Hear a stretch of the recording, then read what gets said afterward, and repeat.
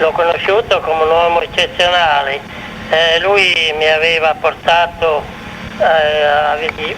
qualche volta mi portava delle ammalate, e mi aveva portato anche la signora Pinto, tra l'altro, che poi aveva avuto una cosa abbastanza strana sulla quale non mi sento di poter fare una diagnosi precisa, ma i sospetti erano molto, molto brutti.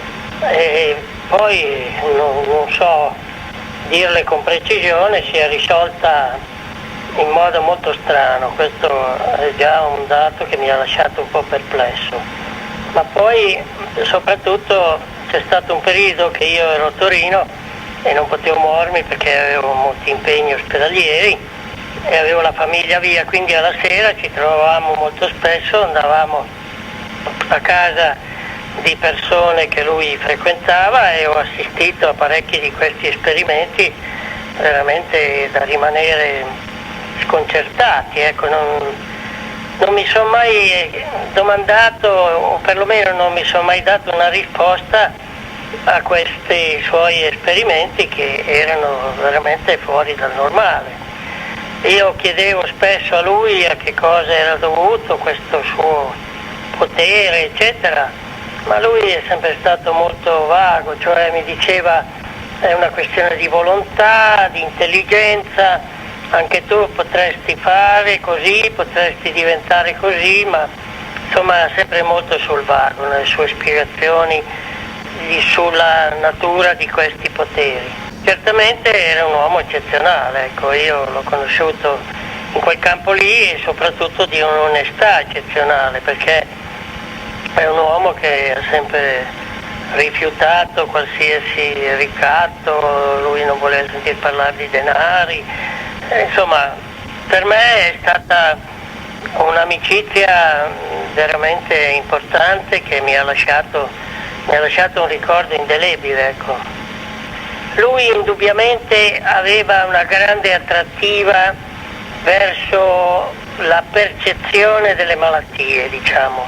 Così la diagnosi a vista, eccetera, lui parlava di quella famosa aureola, lui vedeva intorno alla testa degli individui e quando questa aureola per lui era intatta voleva dire che l'individuo era in perfette condizioni di salute.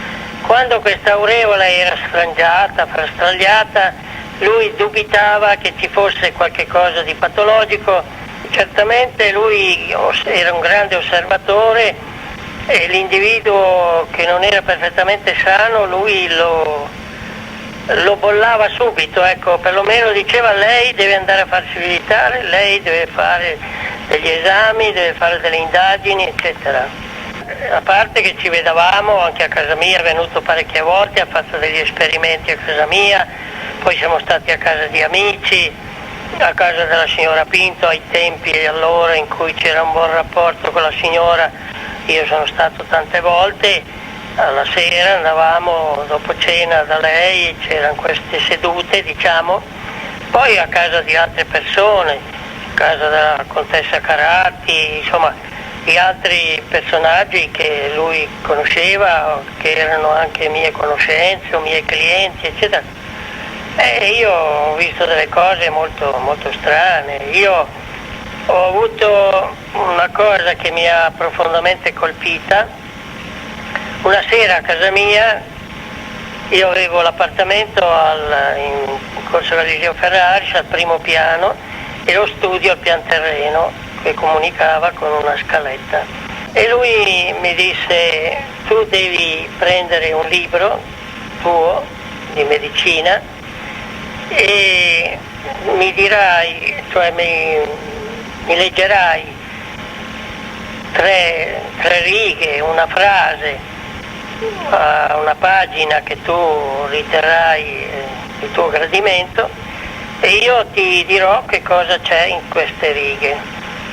Allora io scesi in studio e presi un volume del Quenu, che è un testo francese di tecnica chirurgica, e ho letto queste pagine, mi ricordo che era un 312 o 315, insomma lessi 3 righe che riguardavano la preparazione del paziente all'intervento chirurgico, no? La preparazione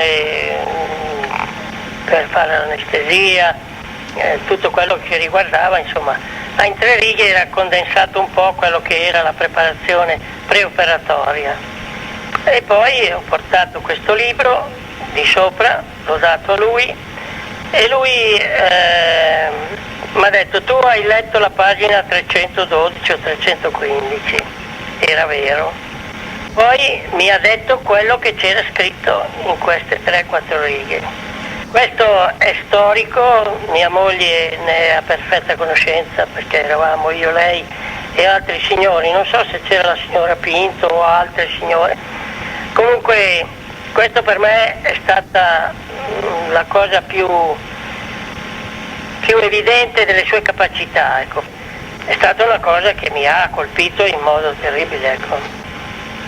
Questa è stata, di tutti gli esperimenti che io ho visto, anche perché io sono stato partecipe di questo, per me è stata la cosa più entusiasmante e anche la più chiara, la più nitida, indiscutibile. Per me non l'ho potuta spiegare, ma certamente era qualcosa di fuori dal normale. Io sono stato in casa sua con Fellini e quell'altro suo amico di Fellini, come si chiamava? Buzzati. Una sera io e mia moglie siamo stati invitati da lui e c'erano appunto Fellini, la moglie e Buzzati, e anche lì si è esibito con degli esperimenti entusiasmanti, ecco. Io l'ho visto aprire la porta di casa sua, che era sbarrata, con un gesto, e sono saltate i grimaldelli, si è aperta la porta, ecco. Sono scattati i catenacci, insomma le chiusure, ecco. Quella sera lì mia moglie siamo stati sconcertati quasi, ecco, perché difatti ci chiedevamo poi: ma com'è questo, cos'è quell'altro? In casa di un professore che era il cattedratico di Torino, non mi ricordo adesso il nome, il neurologo, il maestro di Bergamini, come si chiama? Bolsi.